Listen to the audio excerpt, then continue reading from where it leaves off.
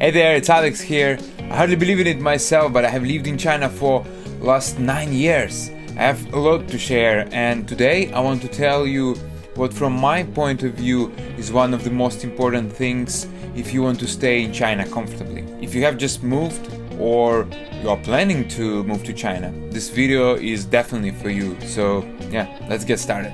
Number 1, WeChat. If you are just coming to China for a short trip, you may benefit more from the next app on this list, but if you come here to stay for some time, WeChat is a must. It is an extension of our phones here. It is what you need your phone for, basically. It's a primary way to communicate, the most popular way to pay, and it has enormous infrastructure embedded in itself called mini programs that basically allows you to use most of the local apps without actually installing them on your phone. It's pretty amazing. Nowadays, one can easily get away just using WeChat for everything they need. It's a very powerful tool. And did I say that this is the main way to communicate? I'm not joking. All other apps are mainly used to just ask for your WeChat ID. Number 2. If you are coming to China for a short time or you just want an alternative way to pay for services, Alipay is another powerful tool. Now, at the beginning of 2024, Alipay has a whole English interface. You can connect your foreign bank account cards to it, and it has an inbuilt translator for third-party pages.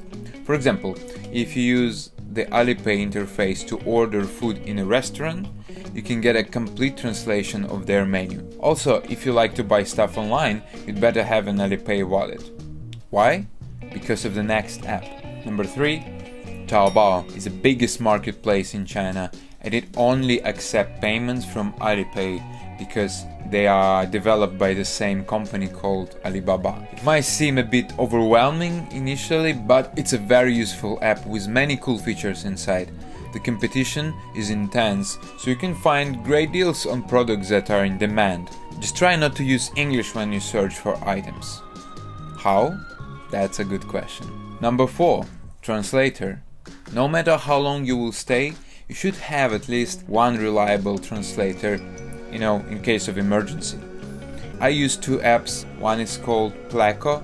It is handy if you are learning Chinese or you're trying to translate something specific. For more generic stuff and for sentences, I use a Chinese app called Wanwu Youci Cidian, which means Wanwu Translator or Wanwu Dictionary. The interface is in Chinese. You'll probably need some time to get used to it, but it does a great job translating big chunks of text, things like SMS, and it can translate images. By the way, WeChat can translate images too. You only need to switch the mode in the scanner tool. Just don't forget to delete all those hundreds of screenshots you will have on your phone. Number 5. The map.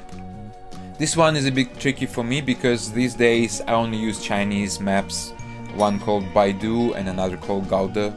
They are quite similar and they have no English interface. You are luckier if you are an iPhone user because Apple Maps works fine in China. Also, when I just moved here, I use an app called Maps.me. It's an offline map, pretty useful for traveling. But even if you don't understand Chinese, I think you might still get away with a Chinese map. It's pretty straightforward, to be honest, because you can just copy and paste the address or get a ping from someone on WeChat and open it on the map without even typing anything. Number 6. Commute.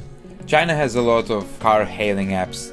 The one that I recommend has full English support and it is called Didi. For shared bikes and public transport, I personally use Alipay app. It has everything inside. Just make sure you pass the authentication process beforehand to be able to pay. Move to number 7. All the survival stuff I think is covered, but how about resting? Maybe order some food, huh? The most popular apps for takeaways are Meituan and another one called Ele.me. They are very similar. Some shops might use only one, but majority have both, and the deals might slightly change, but there is no considerable difference. There is also this cool supermarket opened by Alibaba. It's called Hema or Hippo. You have to use their app if you want to buy anything. No WeChat, no cards, no cash, only their app banned to Alipay. But if you have one shop around your place, they deliver really fast, and they have cooked food, they have a lot of good stuff. It's really handy, really useful. Number 8. You may want to listen to some music while you're waiting for the food, right? There are two leading giants regarding this, one called QQ Music and another one NetEase. I like the second one, but they are quite similar, and to have access to all the music they provide, you will likely need to pay for a subscription. Try it first and see if the music you need requires a subscription or not. Number 9. Eating out. Usually there are hundreds of small and big restaurants around where I am, plus cafes, tea houses, etc. But how to choose one? I suggest the app called Dianping or Dazhong Dianping. It's kind of like the TripAdvisor. People leave reviews about places they have been to, and you can see pictures of food, environment, and often even menu with prices to judge if the place is worth your attention. Quite useful. Number 10. Socializing.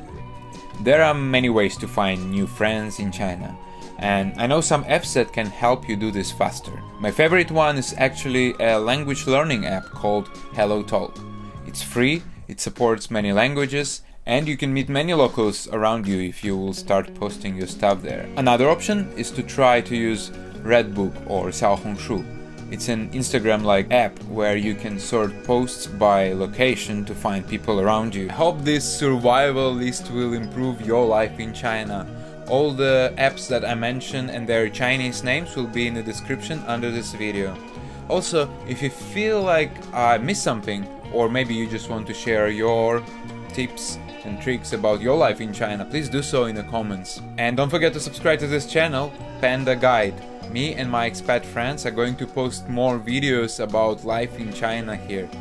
It was Alex Tchaikovsky, thank you for your attention, and till the next time.